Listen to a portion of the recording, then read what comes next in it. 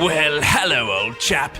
By the sounds of my learned accent and that very British music, it must be time for the Academy of Imperfection.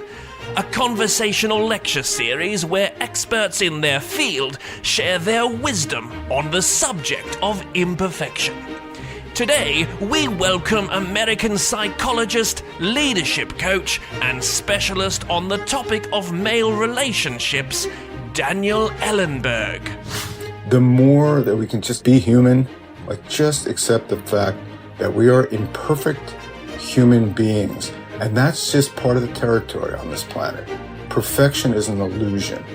So warm up your beer, recline your grandfather's Chesterfield, and join students Hugh Van Kylenberg, Ryan Shelton, and producer/star of the show Josh Van Kylenberg as they, on behalf of the Imperfects, listen and learn. Well, welcome back everybody to the Academy of Imperfection, and I'm so excited for today. I love the Academy of Imperfections when they roll around, simply because I know I'm just going to learn so much. Ryan, I think the Academy of Imperfection was actually your idea in the first place. Is that right? I don't know. I hate pointing out the things that were my idea, but correct. This, I guess, now that you mention it, I guess it was my idea. Oh well. Oh well. I guess worth noting. Josh, you are the one who actually found today's guest. We've got an international guest. I might actually hand over to you to talk us through how you found this guest and who the guest is. Well, I'm so excited about getting this guest on. I actually wrote a little bit of a little blurb about him, and maybe I could read that, and then he can pre-written, yeah. Which actually, now that I've said that, puts a lot of pressure on the writing. So this is just off the cuff. Just I don't want to undercut this at all, but be honest, what percentage of what you've written is from Wikipedia word for word? Because I would do the same thing. I just feel like it should be Well, I could answer by saying that the Word document I've got in front of me, there's a section in the middle that's in a different typeface to the rest of it. Just like my Year 6 project about Shakespeare. Yeah. Alrighty, so Daniel Ellenberg is our guest today. He's a New Jersey-born psychologist. Daniel has a BA in psychology from Boston University, a PhD in counselling psychology from the California Institute of Integral Studies. Daniel is the founder of the Strength with Heart men's groups, the co-founder of Relationships That Work, and a principal in Rewire Leadership. He is a licensed therapist, leadership coach and group facilitator, and he's conducted over 13,000 hours of therapy and counselling in his career. He wrote the book Lovers for Life, Creating Lasting Passion, Trust and True Partnership, which I believe he wrote with his wife, Judith, very appropriately. And I first heard of Daniel listening to him on the 10% Happier podcast with Dan Harris only just a few days ago. And I absolutely loved what he had to say, especially about vulnerability and its intersection with masculinity. Well, modern masculinity anyway, which is something I'm sure he'll talk about. And I thought he'd be a perfect fit for our Academy of Imperfection, as I am a man. The three of us are all men, and we're getting increasingly comfortable with vulnerability. So I contacted him a couple of days ago, and we've moved pretty fast, and here he is. So Daniel, welcome. Hey, thank you. Pleasure to be with you all. Fantastic. Thank you, Daniel. So with the Academy of Imperfection, this is really... you are an educator. I'm happy to hand it to you and say, talk for the next hour, but I have so many questions, and I know the other two will as well. So I think we'll just kick off with a couple of questions, and you feel free to take it wherever you want, Daniel. Sounds good. I'm listening. So, Daniel, can I so I'd love to know why. I'm really interested in why people do the work that they do. Is there a reason you've gone down this path? I'm sure there's more than one reason. What actually motivates people to do what they do is incredibly complex, and we don't actually know if there's, an actual answer to that. Now, that said, I can tell you some of the influences in my life that have led me to, I think, work with men and really want a world where men are healthier and are, more oriented toward being relational and kinder, more compassionate. Now, and by the way, when I say men, it may sound like I'm talking about all men. I'm not. Men are as varied as women. There's a huge differences between people in general. And I think that one of the big problems is we try to lump people into certain categories.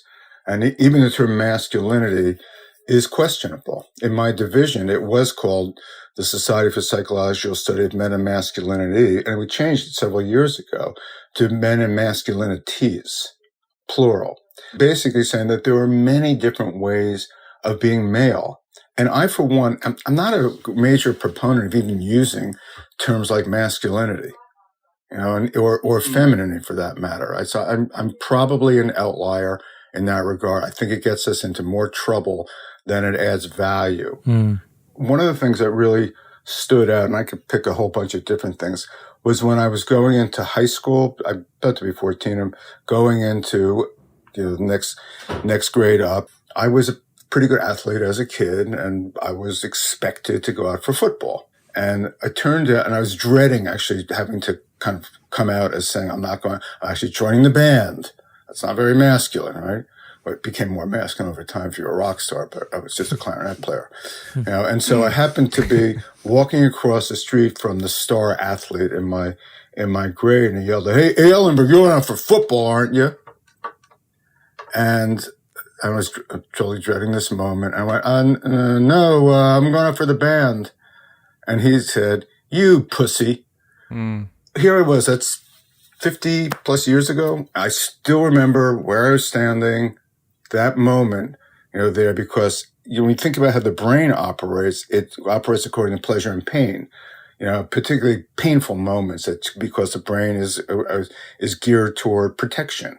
And so, how do you avoid situations in the future that cause pain, potential threat, in the moment? Well, it records, and you try to avoid those types of behaviors. It actually very much underlies a lot of male psychology, because if you were told that you're sensitive, or you act like a girl, and you're using a term like pussy as some of that's a bad thing, because it's pointing to it is certainly not the nicest way of speaking about female anatomy, for sure, because of some of the associations of that. But to call boys that is a way of controlling them, is a way of controlling emotional behavior that is related to vulnerability. And so if you're like a girl, you're somehow weak. You're less than. And so a lot of boys, myself included, and a lot of my kind of unlearning about this, grew up to be like, no, I'm tough, I'm tight, I'm strong, I'm not vulnerable. But the problem is we kind of develop these guards, these shields, these defenses that keep things from the outside from coming in. So it makes it much more difficult to connect emotionally, to be more relational. And you think about the word intimacy, which I know a lot of times people think of as synonymous with sexual. I don't. I think about you can be sexual without being intimate. You can be intimate without being sexual. You can be both. That's ideally. But think about the phonetic of the word intimacy as into me see, allowing others to see into you. And so we live in this kind of crazy life in the sense that we're told, certainly as guys, that vulnerability is bad. And literally it means openness to attack. Because if everyone is an enemy, if everyone out there is a threat, and you want to guard against those particular threats, you just build defenses, right? Now, defenses are great in a certain way because there are threats in life, for sure. But the problem is that when we misunderstand a threat, or that we learn that it's threatening to show vulnerability, i.e. to show, even to a friend, I like you. I care about you. Do you like me? Do you feel connected with me? Like you guys, two brothers, and a friend here, how much do you show about yourselves? Gosh, sometimes I feel nervous, being a moderator, an interviewer on the Imperfects. Do you guys feel nervous doing that? I mean, I don't know what kind of conversations you have, but it's normal and natural to have those experiences. But if you learn that, oh God, that's vulnerable, that's bad, then you go, no, I'm professional. I know what I'm doing. Well, that's a horrific story, about you going to band. But I can see how something, just a simple comment like that, it would scare you so much that even just the simple act of being yourself or showing who you really are is going out on a massive limb. and doing the thing that you really love and the thing that makes you happy, instead of that being like your happy place or freedom, it's just like this scary cliff edge where anyone could push you off at any moment. That's horrible. Josh and I went to a school where sport is very much your currency. Certainly in my experience, it was how good you are at sports certainly put you on a bit of a pedestal. And I did drama in year 10 and I loved it. But there was certainly, I didn't tell many people. I'd tell everyone about my sport at the drop of a hat, because I certainly felt that kind of reaction of like, what are you doing drama for? Yeah. And so I think some people can be lucky in their environments. Right. And I mean, I'm fascinated, Daniel, by your environment growing up. Yeah. Was this modeled to you as a child, that it was very much okay to be you? So when you get called a pussy at school, did you have a safe place to go and discuss this at home? No, for sure not. I mean, I found ways to do it, with a couple friends, but it was always a little bit of a challenge. I think that my own journey has been to feel a need to come out of hiding about it. I'm sure part of it related to my father dying when I was 10. And so he had a massive heart attack when I was 9. And so I lost him, and he was a crazy guy. He was just an angry guy who was really he was a sensitive boy at heart, but grew up with an abusive father in a harsh environment, growing up on a farm and needing to wake up at 4:30 and go out and milk cows. And he just had a hard earlier life, and he developed his defenses. And he's one of the male suicides. He didn't die because he overtly killed himself. He died because he smoked 3 packs of Camel non-filters a day and was a rager and was 80, 90 pounds overweight, and a lot of different things. So he wasn't exactly a great role model, for me. But I think that his loss still, and what I went through after that, from being a very good student to becoming and getting along basically well with people, becoming a behavior problem, getting increasingly depressed when I was a teenager, and really just on some level getting close to losing it. And so when I was in college, when I wanted to drop out, I just couldn't stand being around people. I was living in a state of absolute panic. And it's a much longer story, but I went to a therapist in Boston, and he told me at the end of our work together that the type of panic he saw in me 2.5 years earlier was similar to people who he saw hospitalized. So, and it didn't shock me, but I'm glad he didn't tell me at the time. You're on your way. Yeah. But I was a mess, and there was something in me that said my road to healing was I had to come out of hiding. I just had to bring out my insecurities and my doubts and my imperfections, as it were. I had to let down my guard. And so I just found people to, take risks, and to say, even to friends, like I felt jealous of them about this or that, or I found myself feeling inadequate, or I had feelings of rage, things that were not, these were not traits that were valued, particularly, but they were true for me. And I didn't have a roadmap. From the time my father died when I was 10 till I was 21, I didn't cry once. Wow. Yeah. When I was 21, I was just doing a research paper in college in psychology, developmental child psych, and it was the research. I thought I was reading about children's understanding of death, and actually the literature is about children mourning the death of a parent. And I was so clueless, so out of touch, that I was reading this research voraciously for weeks, until one day I realized, oh my God, I'm reading about myself. I mean, literally. I didn't, and I would think about it from a rational perspective, like that's totally bizarre. It's crazy. How could you not know that? Your father died when you were 10, you didn't mourn, like, why? But I didn't put it together. But there was an unconscious part of me that was orienting to it. At one moment, I just burst into tears, and I told my therapist about it, and he said, I was waiting for this. I was thinking, well, we should have brought it up. Anyway, but that's another story. So don't just wait for your client to learn everything on their own. I get the sense that, like, we all see psychologists, and every now and again I have a session with my psychologist and I'll say a certain thing and she'll give a very knowing nod, and it's kind of like you're talking about, Daniel, where it's almost like she's sort of thinking, I was waiting for this episode. It's like she knew it was coming. She's like, when's the character going to do this or realize this? And it's like they know it's coming. Some of them do. But seriously, the tears started coming then, and then I got some rolfing, some deep body work, and more came. And just over time, I became increasingly comfortable with those. And I think one of the things that I learned, I know one of the things I learned years later was that there's actually cortisol in tears.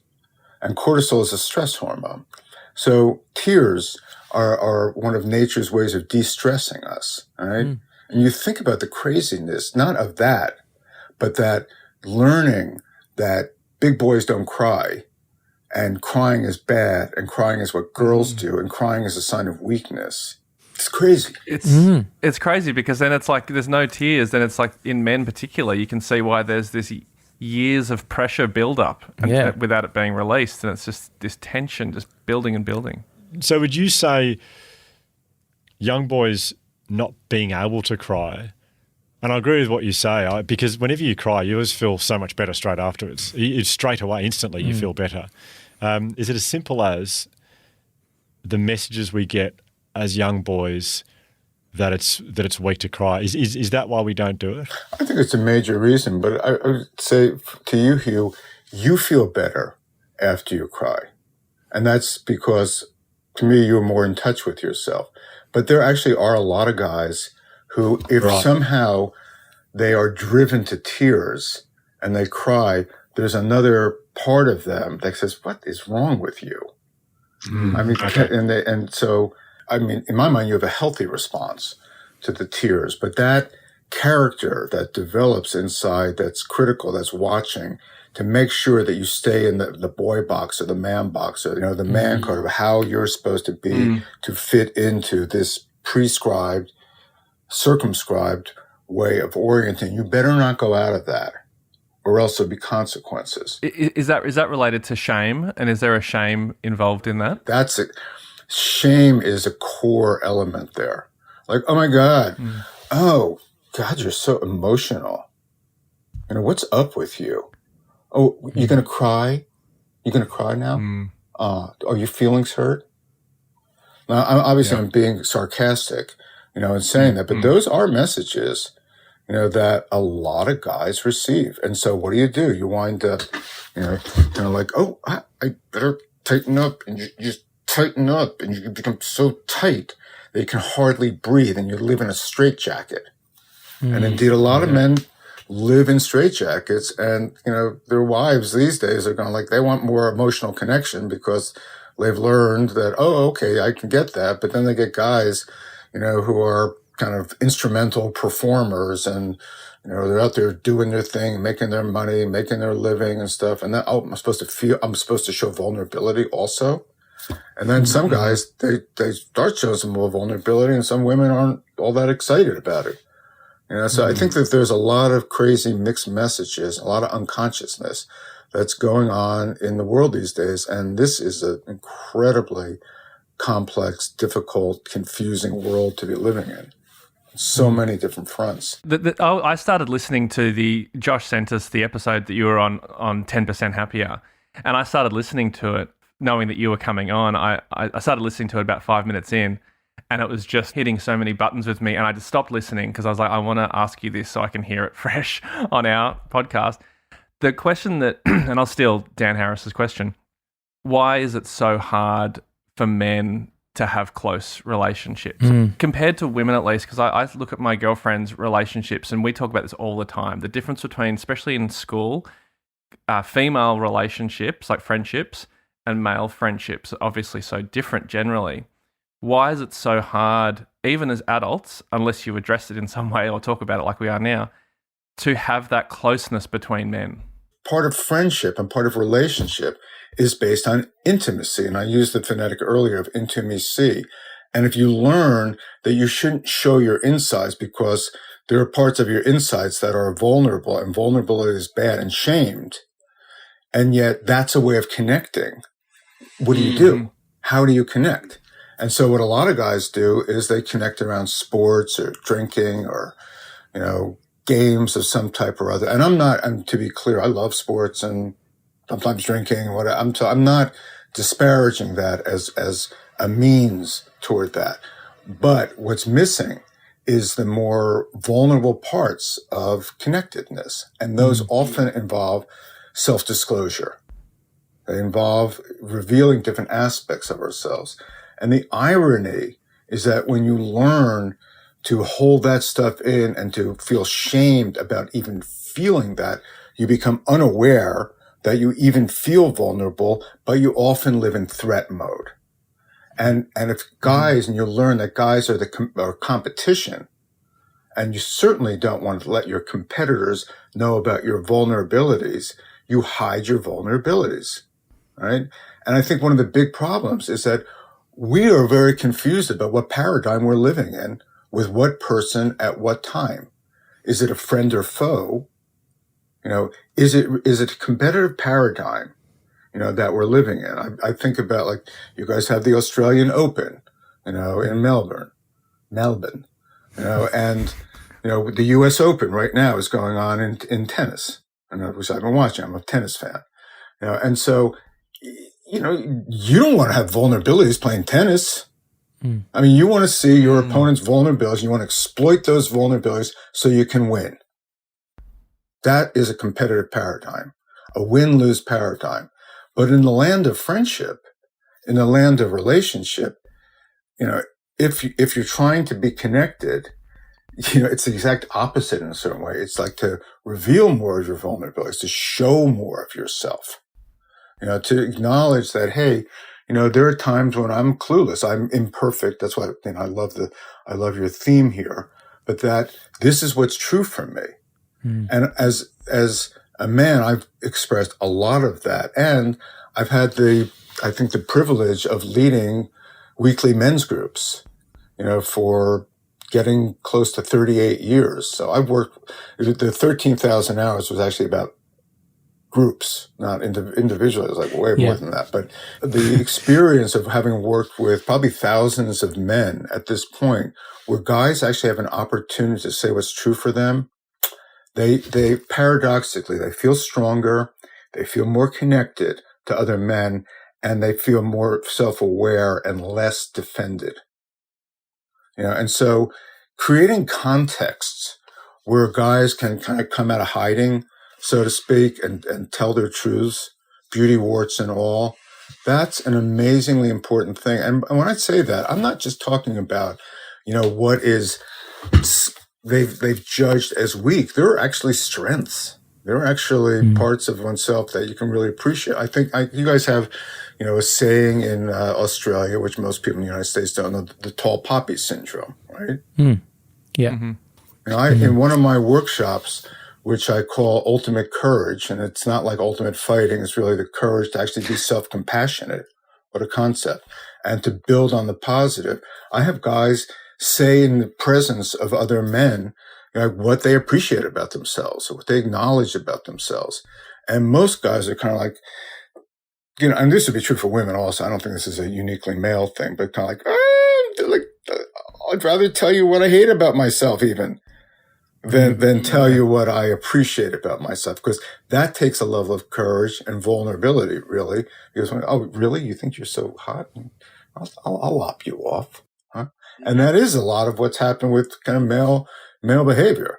How much do we hide our goals? Well, sorry to cut you off with that. It makes me think of a friend of mine who made a television show years ago, and it was really successful in Australia, and then he went over to America, and it got distributed in America. And so after he'd done all the press in Australia for the show, he went over to the States and started doing press with the journalists over there.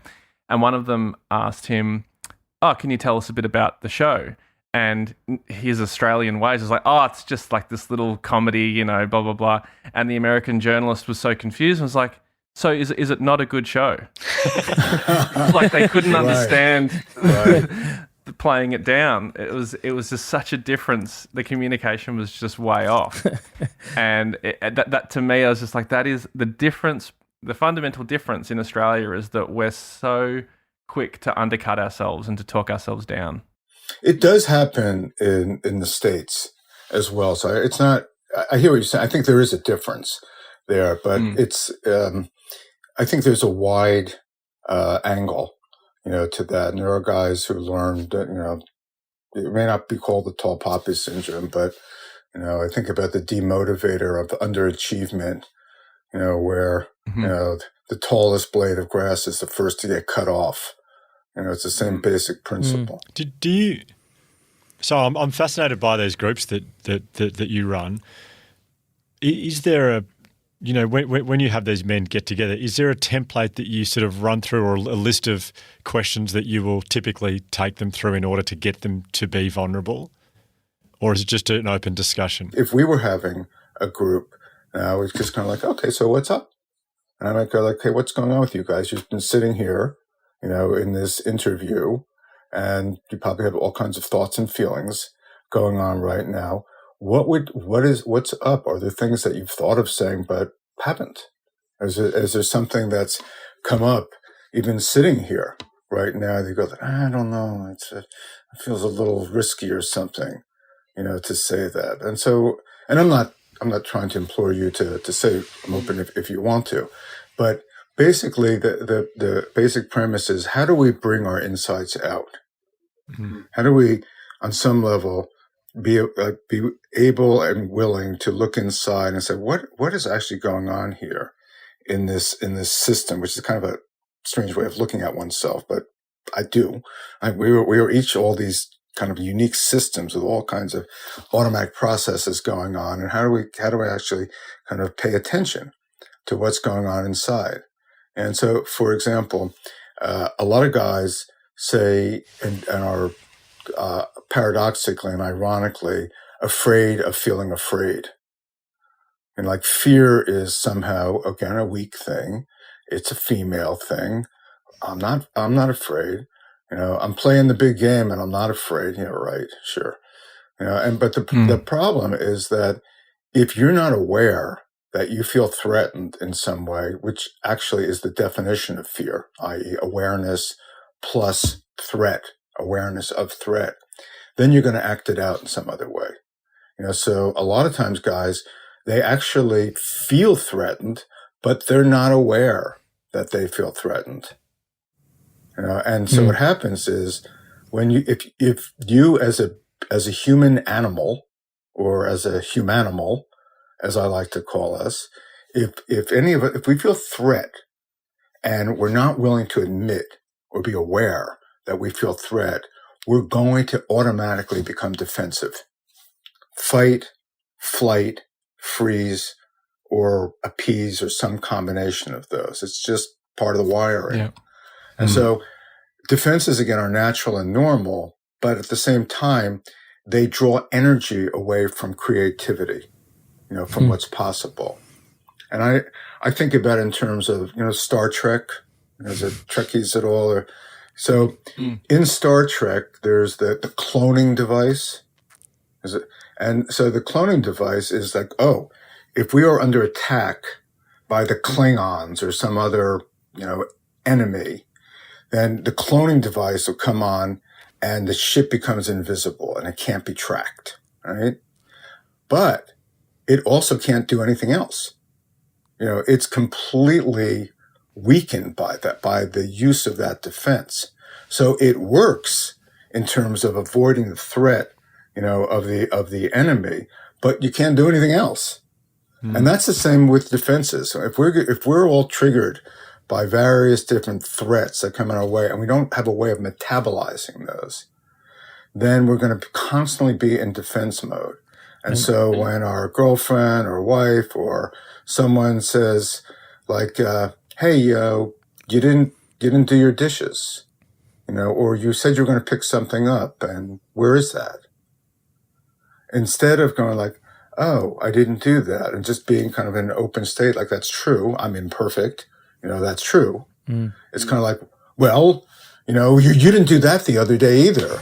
You left your light on also, which I want to say to my wife certainly at times, because she's always saying, you left your light on. I said, at times I turn your light off and don't say anything. I'm better than you could. It's like we all have these little dumb things, that we do. And so I really do think that the more that we can just be human, like just accept the fact that we are imperfect human beings. And that's just part of the territory on this planet. Perfection is an illusion, and when you think about like the word sin, I find this fascinating. Like sin, the etymology, the word origin of the word sin is missing the mark. Wow, how shameful. I'm extremely sinful then. Exactly. Wow. So I was just going to ask just quickly, and you sort of touched on it at the end there, Daniel, but I suspect there's a lot of people who'd be listening. I suspect there'd be a lot of men listening going, oh, that is me, or women listening. It's like, oh, that's my partner or brother or husband or dad or whatever. What is there anything that you've talked about, like all the things that you shouldn't do, but is there something that is a good thing to do? Like if anyone's listening and they have that realization, like it feels like moving a mountain to change behavior for a lot of people. Is there something to, Yeah, there's always something one can do, whether it's useful or not. That's a whole nother matter.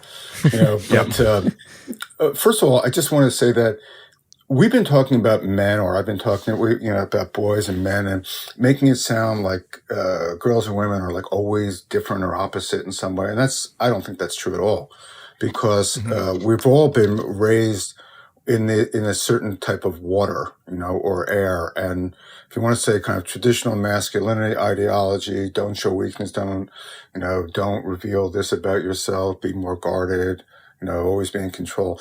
It's not like girls and women don't learn that also, and these days with women in the workplace, they're, develop even more male traits because they think that that's what's necessary to be successful, in the workplace. So I think that a lot of women will be listening to this and go like, that's me also, or I know women like that. And, it's not just men who are like that. And some men are actually more open and more willing to reveal vulnerabilities than some women are. So I just want to, name that.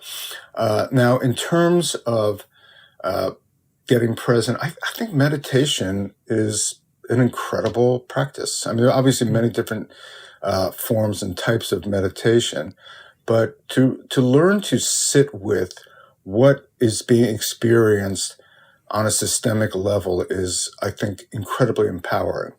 And so, for example, as someone who is a recovering, very anxious person myself, I avoided meditation for years because every time I sat to meditate, I would just feel this,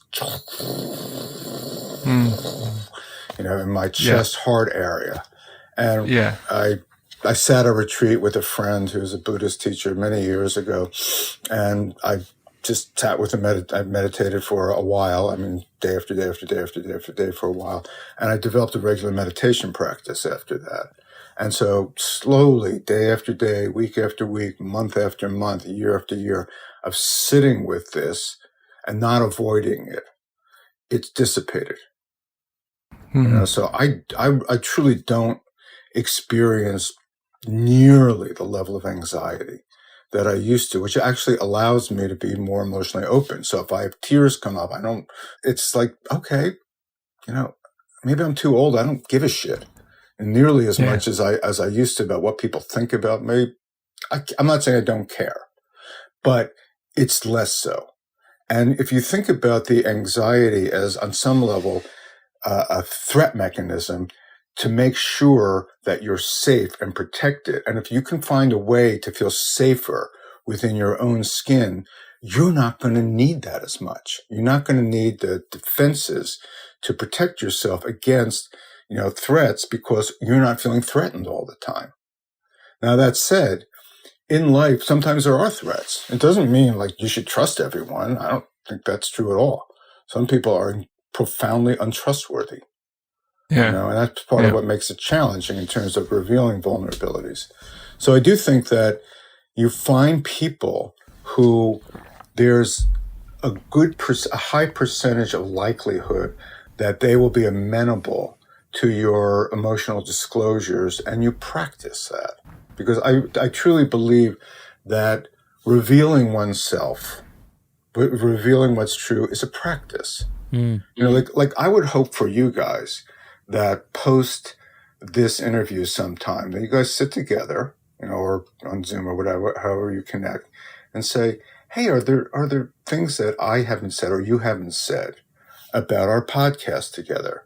Are there any insecurities that are coming up? Are there ways that you're actually thinking that you're not even stepping up more, you know, because you don't want to be, you know, lopped off like the tall poppy, you know, that you actually disclose. And again, I don't know any of you guys from before. I like you all. It's funny you should bring that up, Daniel, because this is maybe a little bit too much navel gazing for the audience, but I find as a podcast and as a professional thing, this is the three of us, Ryan and Hugh. I feel like and the way that we run this podcast and the way we talk behind the scenes and we build it and it's been going, it's by far the most honest and transparent and trusting and loving relationship I've ever had in a work environment. And there's it's no mystery why it's so enjoyable to do, and it's going quite well. I think we're resonating with people, and I think to what Daniel's saying, I think it's because we're practicing this stuff with each other. Would you guys agree with that?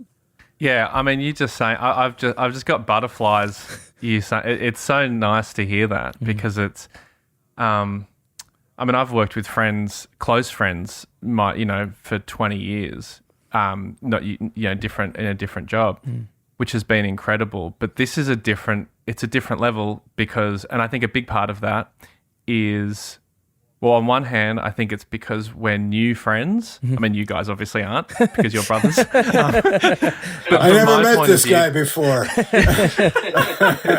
From my point of view, it's, for me at least, it's so easy, not so easy, but much easier comparatively for me to be open and vulnerable with you guys. Firstly, because of Hugh and what Hugh does for a living, but also, Josh, because of just who you are. It's so immediately apparent in you and in Hugh as well. But I think I felt safer coming to Hugh first because of speaking to Hugh originally. But with you, Josh, it was immediately like, I can be open with you and never be judged. I think I can kind of direct this into a question that I wanted to ask Daniel before. Daniel, before you ask the question, I'm curious how'd that land in you? You know, what Ryan just said. What Ryan just said. I think I have a long history of, I'm not great at accepting compliments. And that was such a lovely thing that Ryan said. And I reckon I started to feel that it was a very nice, a genuine compliment that he was giving me. And I think I started to put up some kind of defense mechanism to not fully accept the compliment, if I'm being completely honest. And I loved hearing it, but I could feel myself going, it's getting a bit awkward because I'm being praised. Well, what would be so? I appreciate your honesty, here. So what would be so awkward, difficult about simply kind of like breathing that in and letting yourself feel that, the goodness of that? Well, I think it's because I have potentially the trait I despise most in other people is arrogance and self-centeredness, and I get the two confused, of self-respect and self-centeredness and arrogance. Thank you for that, and I appreciate you being honest about that, because that to me is like a major point there, and that's why I think that we confuse arrogance, boastfulness with simply letting in the good. My friend Rick Hansen, who I hope your listeners pay attention to, because a lot of his work, and I've believed in this work for many years, is really about taking in the good. So, for example, someone offers you a compliment, This was a case in point. And what most people will do, and this is not just an Australian thing, I guarantee you, this is common across the planet, is kind of, oh, no, it's not that big a deal. You would do the same. They find some way to push it away. But that doesn't change the brain in a positive way. And so when something good comes your way, it's just like, it's healthy to actually kind of breathe that in and go, okay, yeah.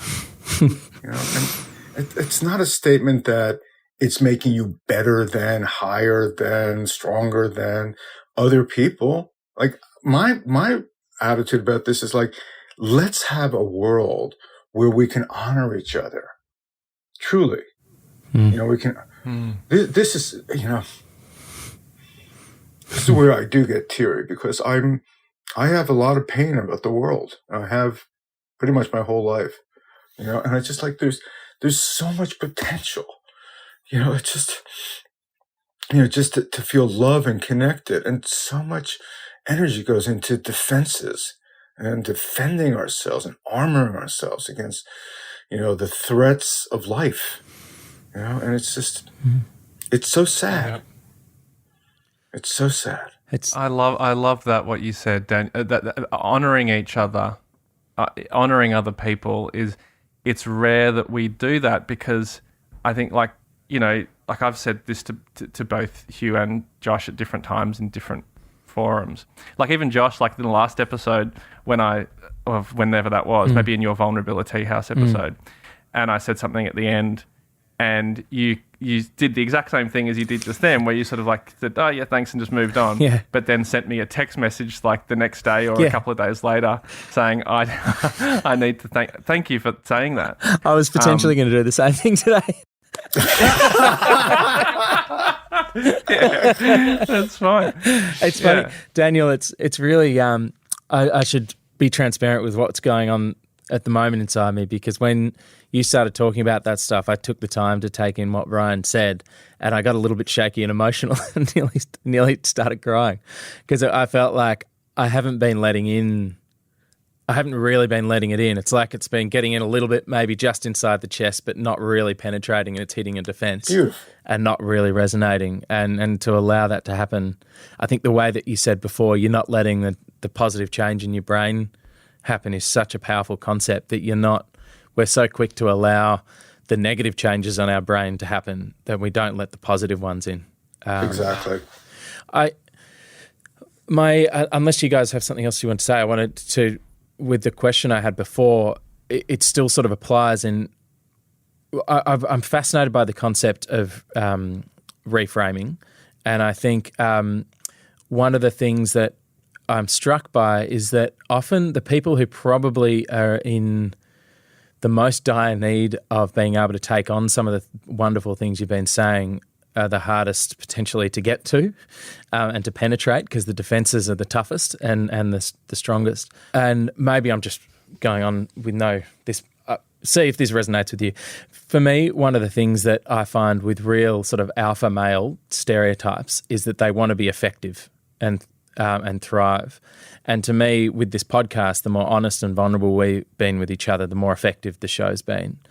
And it has always felt like to me, if you can reframe this idea, whether it's the meditation or whether it's the vulnerability, as a way of being more effective as a human being. Absolutely. It's a way in to men who seem, and women who traditionally would feel like it's a tougher barrier. Do you think there's anything in that, or is that just an uneducated waffle? When you said a whole bunch just now, when you say, do I think there's anything in that? What exactly is that to which you refer? It's the reframing these ideas that are potentially traditionally thought of as weak, as reframing them as a way to be a more effective human being and get more out of life. Absolutely. I mean, I told you guys before we went on the air that I call my men's work strength with heart. And that I truly believe that the greatest strength is related to one's greatest vulnerability. I mean, I shared with you, Josh, a talk I gave as president of my APA division. Now, every year the presidents get to deliver their presidential address, and I sat with this for years. I mean, I knew I was going to be giving this because came into office as before president-elect, and so I've been around for some years, and I knew that was going to be going on here, and I planned it, and I wrote all kinds of different things, and I wrote a little bit of autobiography, as I was planning it, and I found myself kind of stilted in my practice. I kind of like, oh God, I don't feel like I'm really in this. And then I said, F it. I'm just going to be autobiographical and talk about male psychology within my own autobiography. And I went on some skinny branches, in that presentation in a way that despite, I would say I've given a lot of speeches, addresses during my career. I've never done anything like that, for sure. And I got more positive feedback about how impactful, it was because, I let myself be real, and I'm not trying to present myself as like I'm some guy who's got it all together. I know everything. Hey, just listen to me. I got it all going on. You, not so much. It was just more like, this is who I am, and I'm accepting of that. And that includes the warts, the imperfections, the doubts. I never dreamt that at the age of 67, when I was a young man, I would have as many doubts as I have. I was going to have it all together. You guys will, of course, when you're my age, for sure. I have no doubt about that. But I've come to be like, okay, I'm human. And I see this whole territory of like self-acceptance in a really different way than I used to. I now call it selves acceptance. Because most of us are quite willing to accept certain parts of ourselves, but other parts, not so much. But to have room, to have the space inside, to have like this little insecure person. Oh, my friend didn't call me back, or I always have to initiate. And does he care, or does she care about me? Am I as important, to this person as they are to me? And having those thoughts, that's just natural in life. And I think that the more that we as human animals just kind of go like, hey man, it's freaking tough being human. I mean, we know what the end looks like. We don't know how the end is going to happen, but we know it's going to happen at some point, even though we have these cognitive defenses against the recognition that life is impermanent. And so I just think that the more that a person is just real about who they are, the more effective and more people can relate to them. Because people don't relate to perfection. And most people live their entire lives feeling like, you know what, I'm not worthwhile.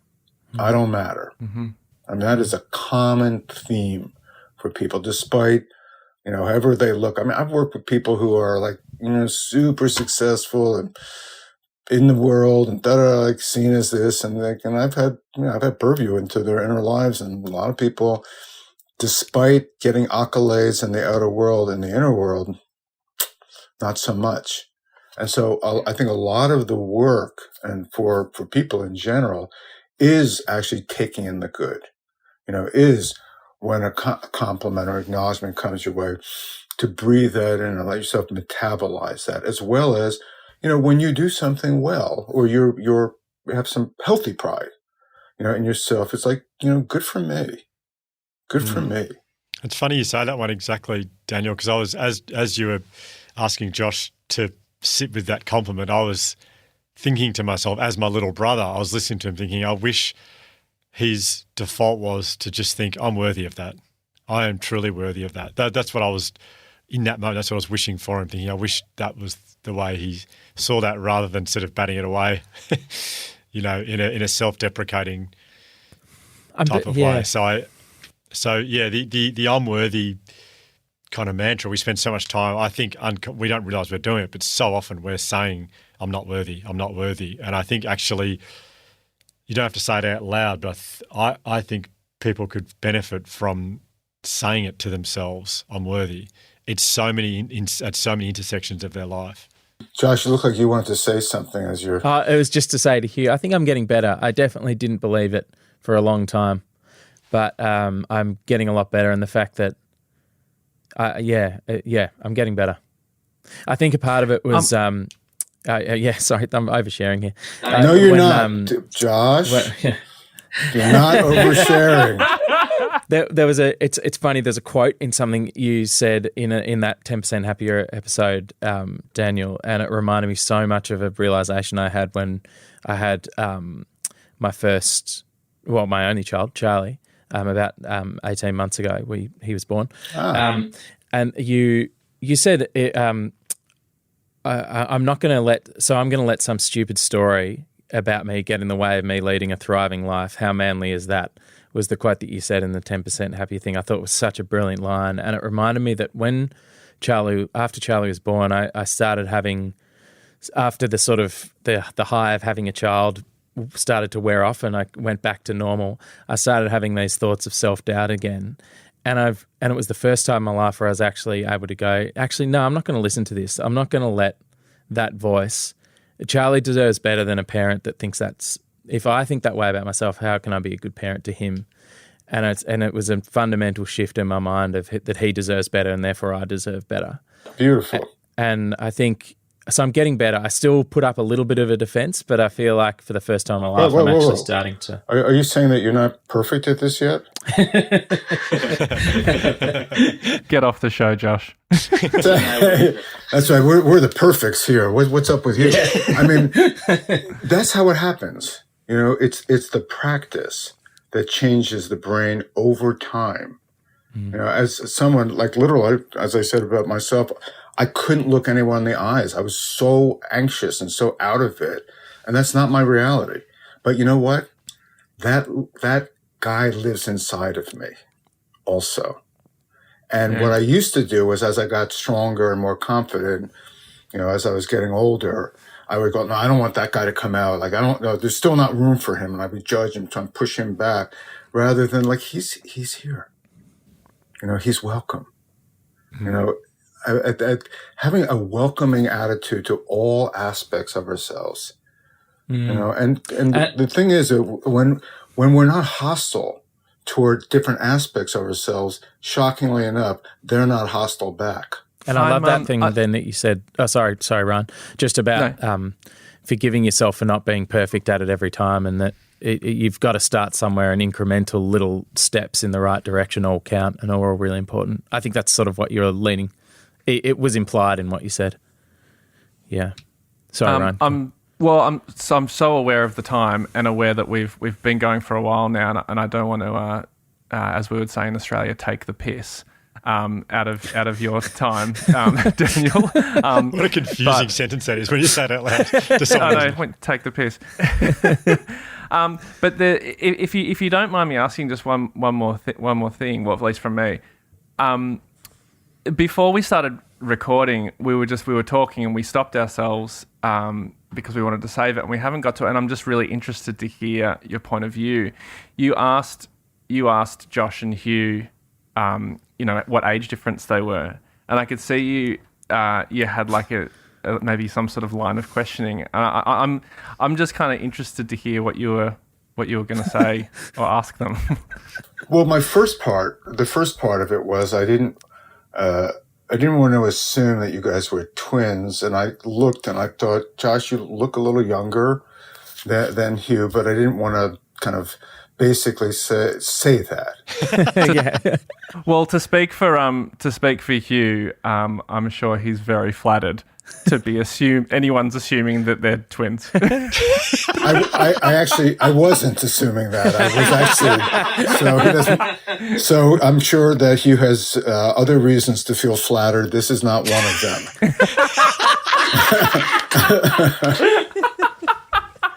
as it turns out.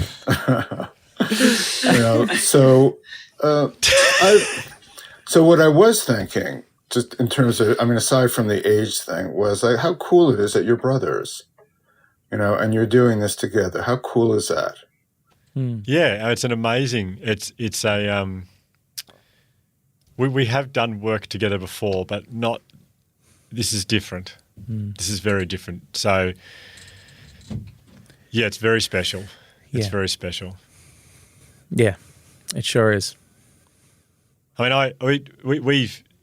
I've said this to Josh before many times, Daniel, on many different occasions, but I have a very, very strong memory of the day Josh came home from the hospital. I was 6 years old.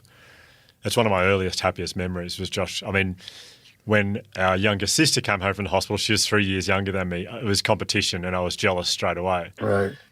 When Josh came home from the hospital, I've never known joy like this at this point in my life. I mean, this is just unbelievable. And I still feel that about him when I see him turn up. We work in the same studio. I still feel that, still have that same feeling. It's a very, very deep and strong love. And we have, I would say we have a very unusual relationship as brothers in that we have never once ever had a physical fight, ever. No. There's never been. And barely a verbal one. I don't think we've ever had a verbal fight. We've had which may not be healthy. I'm disagreements. not saying that's the healthiest thing. I think if we disagree with each other, we just don't say anything. Push the tears back in. Yeah. But yeah, it's a very like our mates. All our friends are from school are similar. They all know each other, and it's a big joke that we actually don't know how. We wouldn't know how to wrestle each other, or if we wouldn't know what to do if we had to. We just it's just a very loving and positive relationship, and I think it's passed down from our male role models, our dad and our uncles, who are very sweet, gentle men, sensitive, beautiful, loving men. Wow, you guys are very fortunate. Yeah, very fortunate. Well, and to return, I mean, I said this at Hugh's wedding, but Hugh's always been my hero, basically, the person I've looked up to the most and wanted to be like, and so it's an incredibly loving relationship.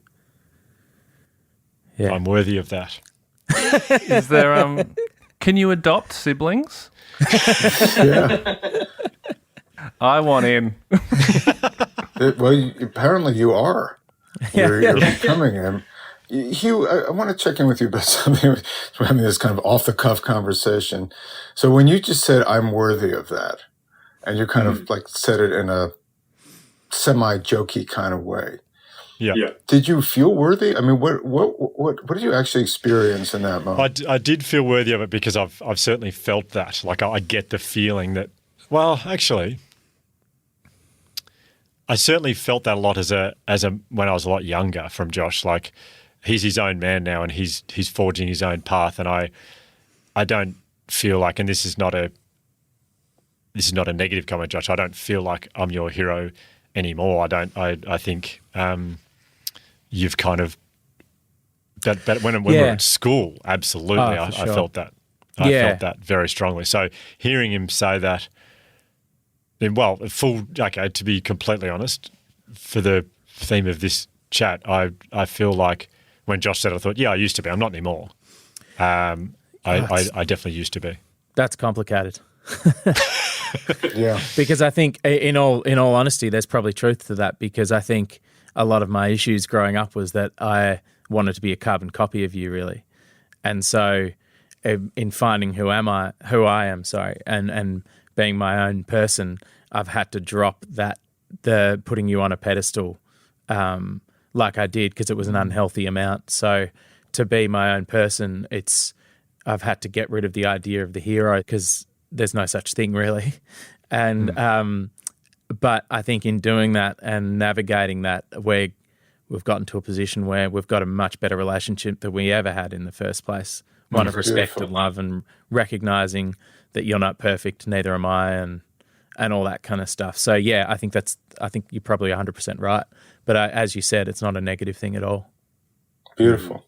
I also want to note that in the midst of this conversation, Ryan, you had kind of jumped in and said, "Can I be, like a brother?" Well, I will say I'm very comfortable with I love my sister, so I'm not. I just want she'll listen to this and maybe think that I want out of that relationship. That's not what I'm saying. I was obviously joking. I also feel the need to talk about how much we love our sister as well, but I guess she's not here, so it doesn't necessarily relate to the conversation.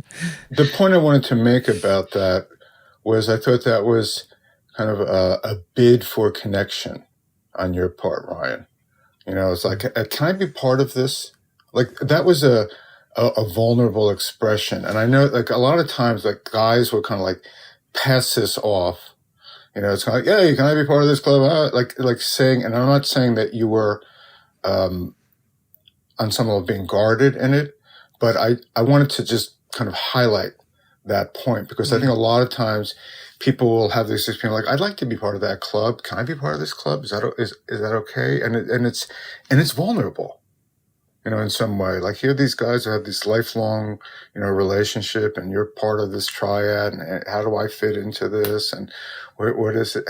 That's natural human stuff, that goes on. And I want to live in a world where people can just talk about that. It's just, a real part of being alive. And if we judge ourselves, I shouldn't say this, it's vulnerable to say that, or, oh, I'm being competitive, or whatever the story, is there. It's like, let's just get real. Yeah. I actually remember. Sorry. No, I'll just to sort of to talk about that. I think that the weird thing is that I actually kind of do feel like I'm in. Like, I kind of do, as part of this, like, I kind of do feel like we're brothers in some strange way. I just there's just never an expectation that I have to look after their kids. But but other than that, I feel like we have, like, there is a sort of brotherly connection. And I think a big part of that is because of this podcast. We've sort of given ourselves, I think intentionally, a license to be able to connect on a level that maybe we wouldn't have otherwise if we were just mates at the pub who just hung out and, Absolutely. Yeah. Beautiful. So I met Ryan before. So Ryan and I became friends. Josh hadn't met Ryan yet. And Daniel, I can't tell you how much I was just so excited to introduce the two of them together, just because I knew, just knowing the two of them really well, I just couldn't wait for them to become friends. I knew they'd be great friends. I knew it'd be it would just be so terrific. But I reckon what I did, though, was I said, like, we wanted, because Ryan and I were going to do the podcast together, and then I said, Josh would be able to help us with the podcast. It was all like an excuse, rather than saying, Ryan, I know a man that you will love. Josh, I know a man that you'll love. Meet each other. I sort of had this like excuse of like, right. Well, we should do a pod. We'll bring him into the podcast, and then Josh knows how to put mics together. He can do the technical stuff. Yeah. Rather than you should meet someone I know you'll fall in love with, basically. Nice. Yeah, funny. But you knowing all the time, Hugh, that Josh would end up being the star of the podcast. Yeah, absolutely. Yeah. Well, Daniel, thank you so much. I mean, this has gone in so many more directions than I think any of us really expected, but it's I've just really I've got so much out of it. I think we probably all have. But thank you so much for your time and especially so quickly. Like, Josh emailed you only like a couple of days ago, and you're so willing to jump on and chat. And we know how busy you are, and you're doing incredible stuff. So thank you, and I'm sure a lot of people will get a lot out of this episode. Yeah, and I just add to that, Daniel. I actually feel like you've been very generous in kind of almost taking us through one of your men's,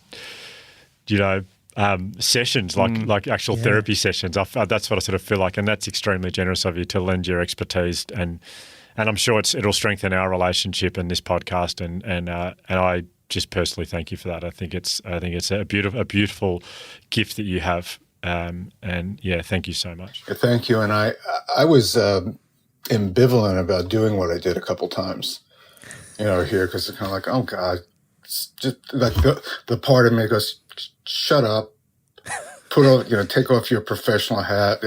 This is an interview. This isn't a session, and so I heard that character, in me, and then I said, fuck it, I don't care, because you guys are so open.